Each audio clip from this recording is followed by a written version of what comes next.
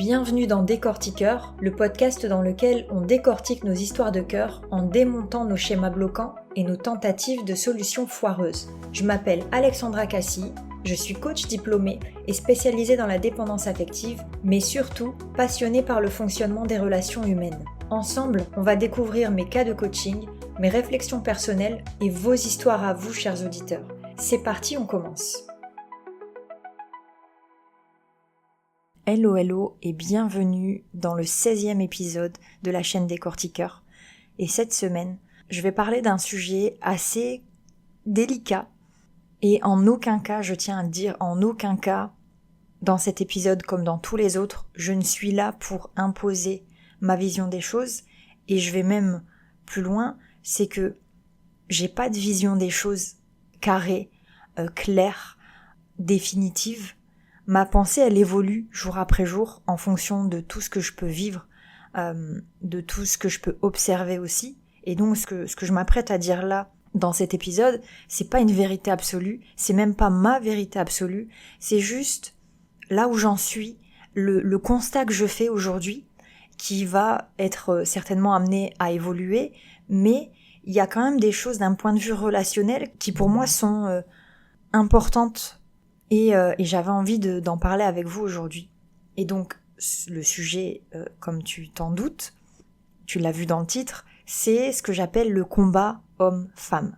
Alors, pour moi, c'est un combat qui a quasiment toujours existé. C'est une question, en tout cas, très sociétale et qui a beaucoup d'enjeux. Mais j'ai l'impression que ça me nuise pas.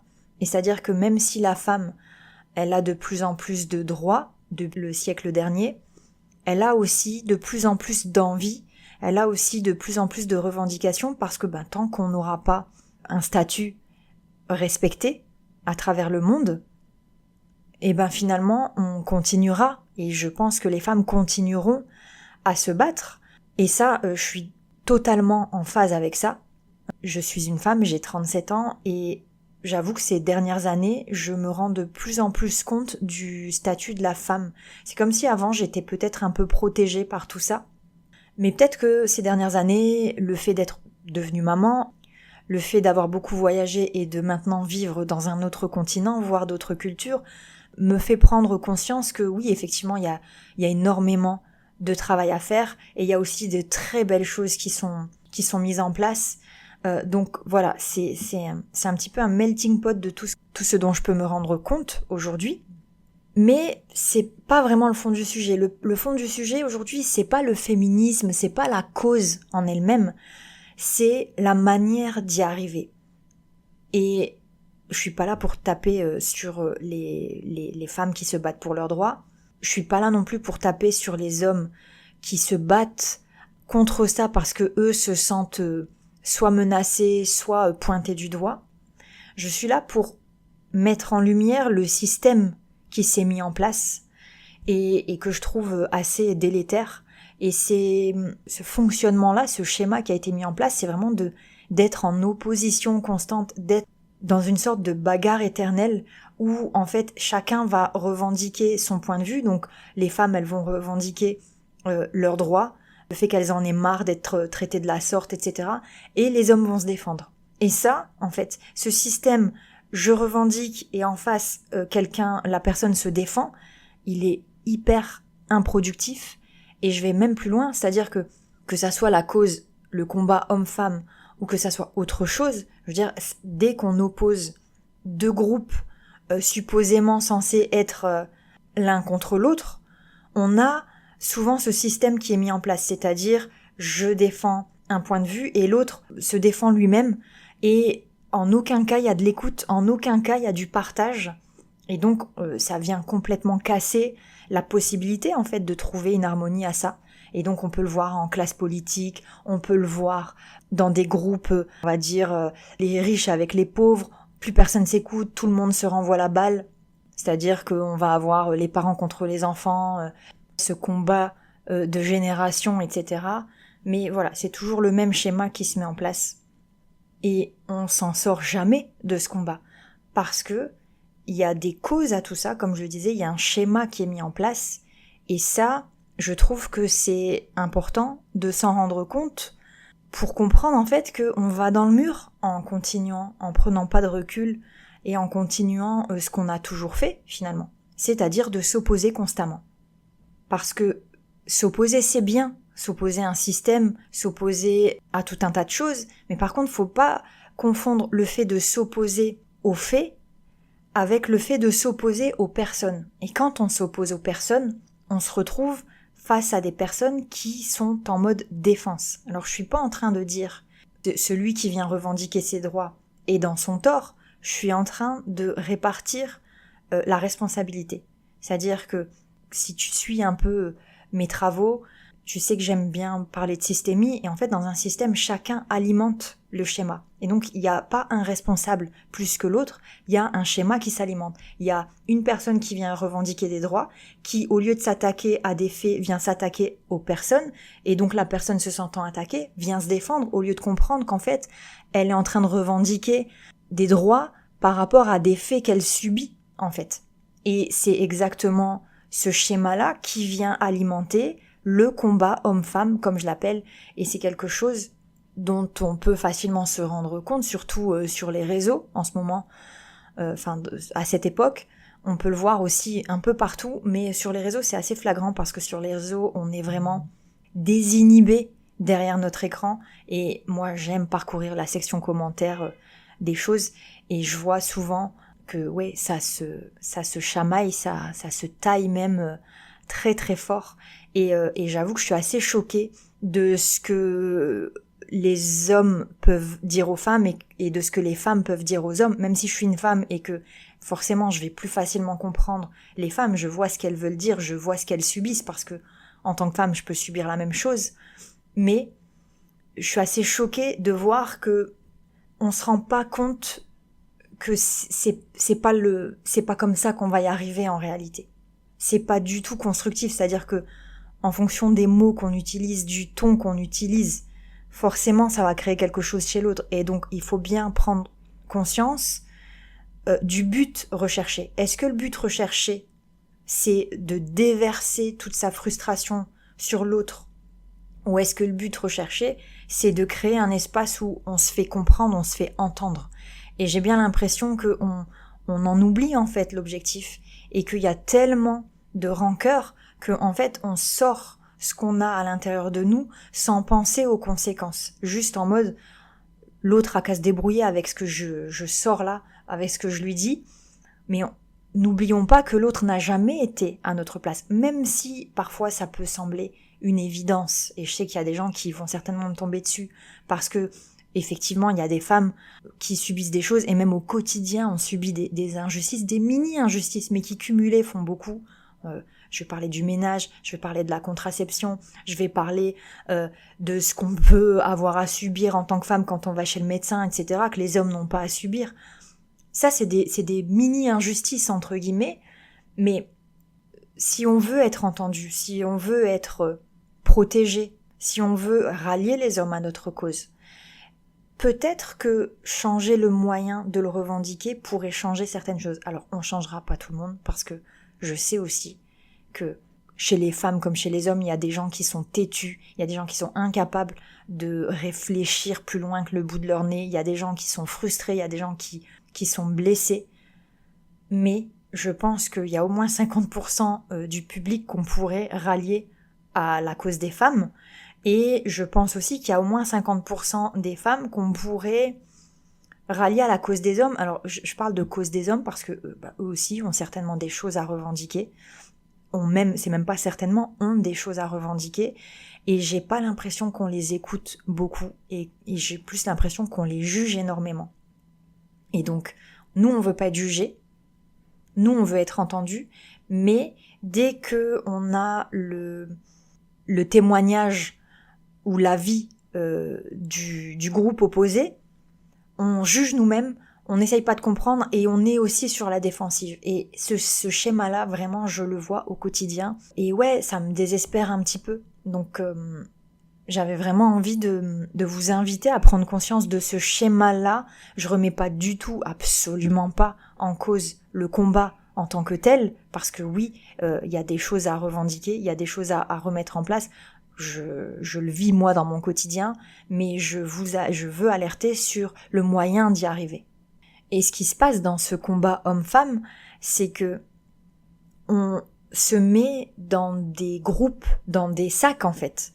On met les hommes d'un côté, les femmes de l'autre, et le piège de ce système-là, de mettre, voilà, je vois un homme, je vois un groupe d'hommes, je vois une femme, je vois le groupe de femmes derrière. Le problème quand on fait ça, c'est qu'on arrête de voir la personne en tant que telle, mais on voit une catégorie. Et donc, on met les gens dans des cases. Alors que, individuellement, je suis sûre que c'est le cas pour tout le monde, on n'a pas les mêmes choses à dire quand on est face à un groupe que quand on est face à une personne de ce groupe en particulier. Et on voit son histoire, on voit son point de vue, on voit plein de détails qu'on ne peut pas voir quand on voit un groupe. Sauf que ça, à force d'être abreuvé d'informations, de revendications, d'images aussi qui montrent que en fait on se comprend pas et qui nous donne l'impression qu'on se comprendra jamais, qu'on se respectera jamais. Tout ça fait que au final, même quand on est face à une personne, et ben finalement ce qu'on voit nous derrière, c'est ce groupe-là. Et on cesse de voir son histoire, on cesse de voir son point de vue, on cesse de réserver de l'énergie pour pouvoir décortiquer, comprendre un petit peu son point de vue, etc. Et il y a tout un tas de choses qu'il faudrait remettre en place pour pouvoir arriver à nouveau se comprendre. Et si on prend chaque homme et qu'on essaye en fait de l'écouter, de le comprendre, et que chaque homme prend chaque femme individuellement et essaye de l'écouter, de la comprendre, peut-être qu'on arrêtera de se voir en tant que groupe, en tant que un peu mastodonte en fait, en se disant non mais là il va falloir combattre à fond parce que ils sont trop nombreux et trop forts. Quand on prendra les gens individuellement pour ce qu'ils sont, peut-être qu'on arrêtera de vouloir se bagarrer en réalité et s'affronter comme on peut le voir par des mots très très durs, par des attitudes très irrespectueuses, etc., etc. Et ce qui se passe au quotidien, c'est que comme je disais, on met hommes et femmes dans des cases. On va dire voilà, les hommes sont égoïstes par exemple. Donc un homme qui prend du temps, il est égoïste. Un homme qui pose des limites, il est égoïste. Un homme qui refuse de faire quelque chose, il est égoïste. Et les femmes, on va dire, par exemple, elles sont sacrificielles. Voilà, une femme qui s'investit beaucoup dans son couple, sa vie de famille, c'est parce qu'elle est sacrificielle.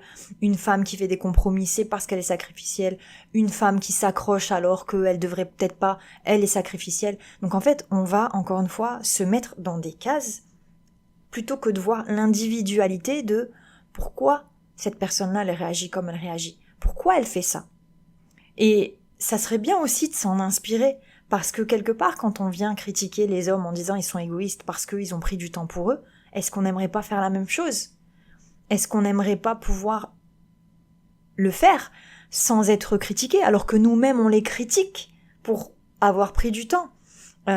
Pareil pour la femme, on va dire ah non mais de toute façon tu souffres parce que c'est de ta faute, tu t'es trop investi, tu t'es trop sacrifié, etc.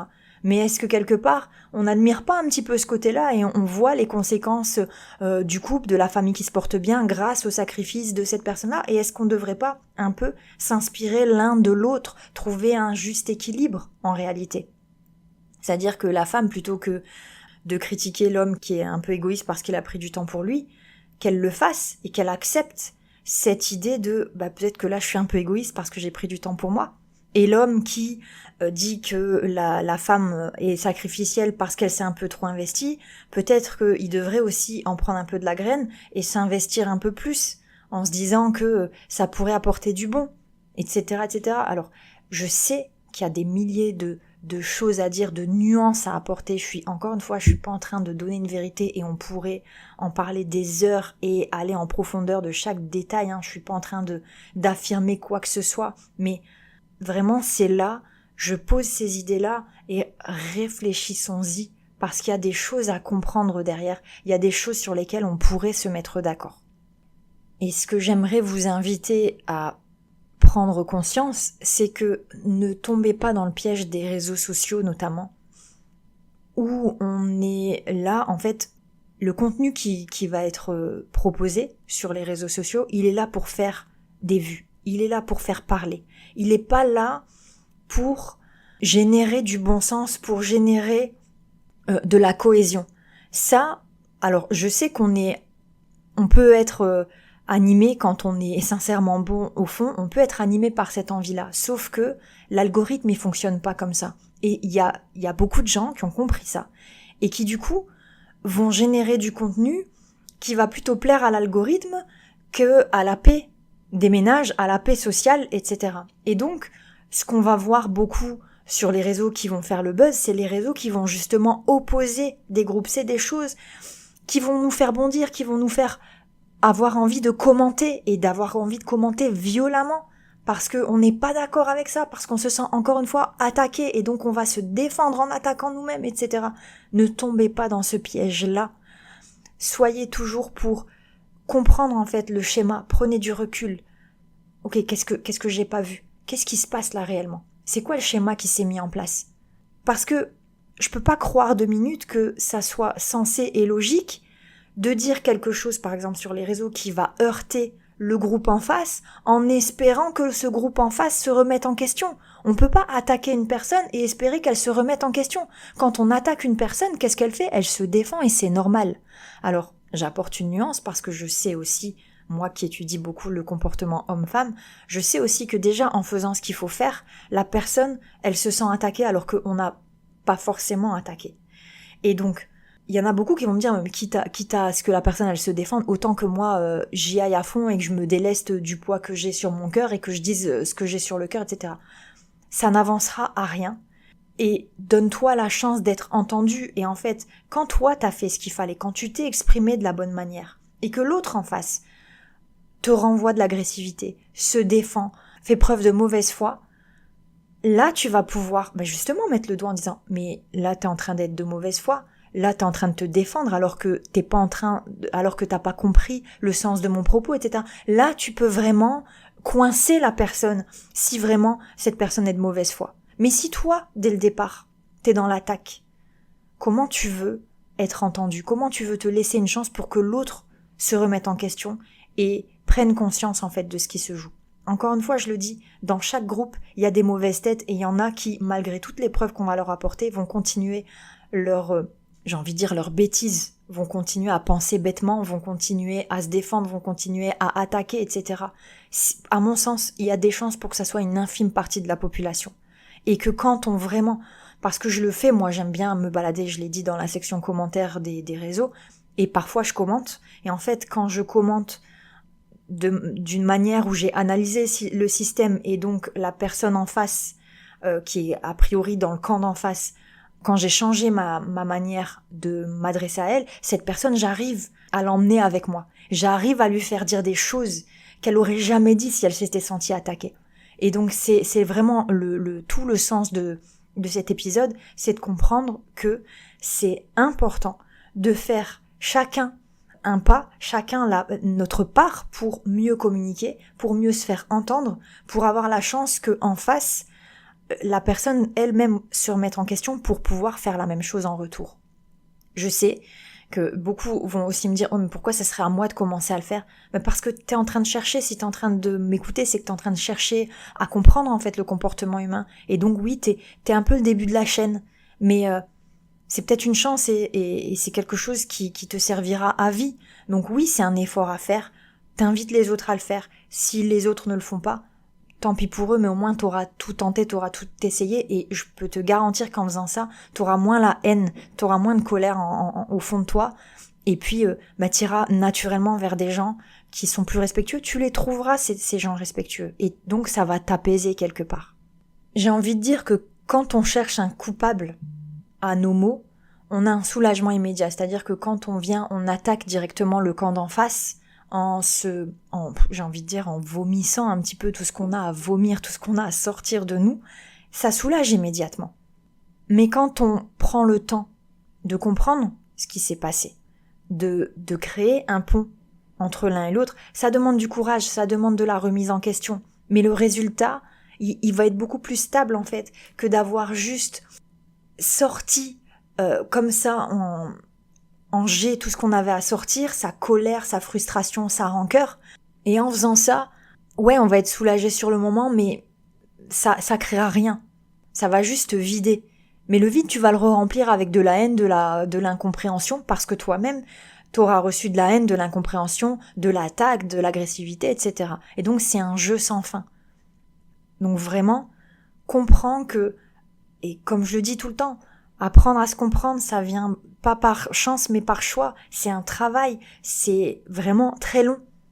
Mais c'est ça, vraiment, qui va nous donner la chance, en fait, de régler nos maux, de régler nos différences. Et si ça marche pas à l'échelle de la planète, ça marchera à l'échelle de chacun, parce que tu vas voir les résultats, en fait. Tu vas voir que petit à petit, tes relations vont changer et le monde autour de toi va changer. Donc, dans un cercle restreint, mais tu verras que tu vas te sentir beaucoup plus respecté parce que tu auras toi-même appris à respecter les autres et à mettre de côté les gens avec qui il n'y a rien à faire, avec qui il y a pas de respect à avoir et de qui tu n'auras pas jamais de respect. Tu comprendras qu'il faut juste lâcher prise et qu'il y a des gens très intéressants que tu n'aurais jamais soupçonnés si tu n'avais pas fait ce travail de compréhension, d'ouverture d'esprit, de questionnement, de communiquer autrement, etc. Ce que je remarque, c'est que là, on parle des hommes et des femmes, mais je veux dire, dans n'importe quel groupe qui va s'opposer, on a toujours l'impression qu'on a raison et que l'autre est nul dans sa façon de faire. On sait que les hommes et les femmes sont complètement différents, physiquement, mentalement, on n'a pas les mêmes priorités, on n'a pas les mêmes envies, on n'a pas les mêmes fonctionnements, etc. Et pourtant, on lutte à vouloir faire en sorte que l'autre pense comme nous, et les mêmes priorités que nous, et les mêmes envies que nous, et les mêmes fonctionnements que nous, etc. Et au lieu de comprendre qu'on est différent, ce qu'on fait, c'est qu'on juge cette différence, et qu'on estime que on a raison. Pour moi, si on est venu sur Terre différent, hommes et femmes, c'est qu'il y a des raisons. C'est comme les cultures, j'en ai déjà parlé, ça. Si on est venu avec des cultures et des modes de vie différents, c'est que il y a une raison. Et pourquoi aller juger? Pourquoi aller penser que nous, on est mieux que l'autre? Non, allons à la rencontre de, ok, pourquoi il vit comme ça? Pourquoi il pense comme ça? Pourquoi il a ce rythme-là? Posons-nous des questions plutôt que de juger en réalité. Voilà pourquoi j'aime pas, même si j'ai des revendications en tant que femme, j'aime pas opposer les causes, j'aime pas caresser dans le sens du poil les gens qui font partie du camp que je défends, parce que j'ai pas envie d'attaquer l'autre, j'ai pas envie de pousser les gens à se rebeller, j'ai plutôt envie d'essayer de comprendre en réalité. Parce que dans un couple qui souffre par exemple, ce qu'on peut voir sur les réseaux, voilà, t'as raison, tu t'es défendu, c'est lui le problème, etc. Alors, ça peut arriver, très clairement. Quand on sort du prisme, voilà, c'est un pervers narcissique, c'est un manipulateur, ou c'est une jalouse maladive, etc. La plupart du temps, on va dire 70% du temps dans les couples, il est rare qu'une seule personne des deux souffre. Et pourtant, quand j'apporte mon soutien à un camp, ce camp-là va être persuadé que c'est lui qui souffre. Si j'apporte mon soutien à la femme va être persuadée que c'est elle qui souffre. Et quand je vais entendre son discours, bien sûr, je vais lui dire, mais c'est horrible en fait ce que tu vis, c'est délicat, c'est compliqué, t'es pas entendu, c'est dégueulasse, etc. Pardonnez-moi du terme, mais si je vais de l'autre côté, si je vais entendre l'autre partie, donc l'homme en l'occurrence, je vais aussi entendre une souffrance, qui peut-être, pour les femmes, n'est pas une souffrance, mais pour eux, ça en est une. Et inversement, il y a des hommes pour qui la souffrance qu'une femme peut exprimer, pour cet homme-là, ça, c'est pas une souffrance, c'est pas légitime comme souffrance. Or, la femme, elle le vit comme une blessure, elle le vit très mal, elle en souffre. Et donc, si on n'a pas envie d'être jugé, pourquoi on va juger l'autre? Il faut juste quand quelqu'un me dit, quand t'appuies là, j'ai mal, que je le croie, plutôt que de lui dire, mais non, voyons, t'as pas mal, c'est pas vrai. Moi, quand je le fais sur moi, j'ai pas mal. Mais on n'a pas le même fonctionnement, on n'a pas le même métabolisme, etc., etc. Arrêtons de nous comparer. Alors, j'arrête pas de parler de ce qu'il faut arrêter de faire, mais concrètement, ce qu'il faudrait pouvoir faire, donc je le disais, analyser le schéma. Et ça, c'est peut-être compliqué pour la personne qui n'a pas l'habitude de le faire. Donc, des choses simples à réaliser, à observer. C'est-à-dire, c'est quoi les blessures de l'autre? C'est quoi les besoins de l'autre? Vous pouvez vous-même, en couple, vous poser ces questions-là. C'est quoi tes besoins à toi? C'est quoi tes blessures? Dans quoi t'as mal? Et c'est difficile de répondre à ces questions-là, mais tu verras qu'au quotidien, en observant, si on n'arrive pas à l'avoir par des mots, on l'a par les actes. On observe la personne et on voit de quoi elle a besoin. Si on voit par exemple que la personne en face, elle rentre et qu'elle s'isole, l'idée c'est de dire, ok, là elle a un besoin de s'isoler, mais pourquoi? Qu'est-ce qui se passe? Est-ce que c'est contre moi? Est-ce que c'est par rapport à son vécu à elle? Voilà, il y a tout un tas de choses qui peuvent expliquer. Sauf que quand on ramène tout ce qui se passe à notre propre personne, on finit par juger les autres. Parce que nous, ça nous crée une blessure, parce que nous, ça ne nous convient pas. Et donc, pour que ça nous convienne, on va exiger que l'autre change son comportement. Alors que quand on comprend son besoin, quand on sait pourquoi, par exemple, le mari, quand il rentre, il a besoin de s'isoler et qu'il nous dit « j'ai une grosse journée, j'ai besoin de faire le vide, etc., c'est pas contre toi ». Quand on sait tout ça, on peut passer à autre chose. On peut vraiment s'écouter. Et vraiment, je vois des contenus sur les réseaux qui sont à l'opposé de ça, qui sont vraiment dans l'opposition, qui font que renforcer le fossé. Alors je sais que c'est difficile de croire en la bonne foi du camp opposé. Je sais que c'est difficile de croire que telle chose qui n'est pas une souffrance pour nous, l'est pour l'autre, etc. C'est difficile parce que, surtout, les femmes, on va pas se mentir, on vit beaucoup de choses qu'on n'a pas envie de vivre, mais on le fait, on assume, etc. Et on voit en face beaucoup d'hommes qui se délestent en fait du poids qu'ils ont pas envie de subir, mais comprenons qu'ils ont d'autres poids que nous, on n'a peut-être pas forcément. Allons chercher ces poids-là, allons essayer de comprendre quelles sont leurs blessures, quelles sont leurs difficultés, et quand on aura pris ça en compte, on pourra faire valoir nos poids, nos difficultés. Pas dans une opposition, mais plutôt dans une sorte de recherche d'équilibre, en fait. Je sais que le chemin, il est long. Je sais que on peut ne pas être d'accord, et c'est pas grave. Mais toujours dans le respect, toujours dans le fait d'essayer de comprendre le message plutôt que de l'interpréter comme on voudrait l'interpréter pour que ça arrange notre vision des choses, pour contribuer à continuer à alimenter ce système de victime et de bourreau.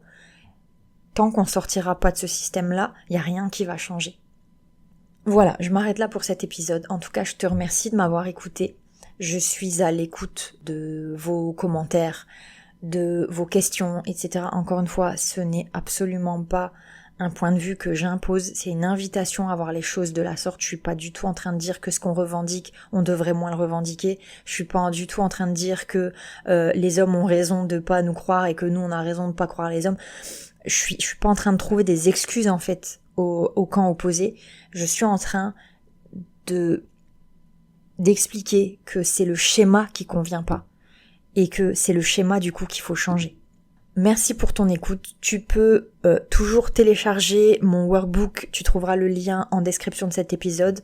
Le workbook qui va t'aider à mieux comprendre tes relations à travers le prisme de la systémie. Donc voilà, comprendre les schémas, comprendre les besoins de toi, comprendre les besoins de l'autre, comprendre tes blessures, comprendre ses blessures. Voilà, c'est vraiment un workbook qui va t'accompagner dans tout le schéma que je viens de décrire, dans tout le processus pour arriver à apaiser les relations. Que ça soit entre les hommes et les femmes, que ça soit avec tes enfants, que ça soit avec d'autres générations, les parents, les grands-parents, la belle famille, peu importe. L'idée de la systémie, elle est la même. Elle est de comprendre ce qu'on alimente, ce que chacun alimente, et de sortir de ce schéma toxique-là. Donc voilà.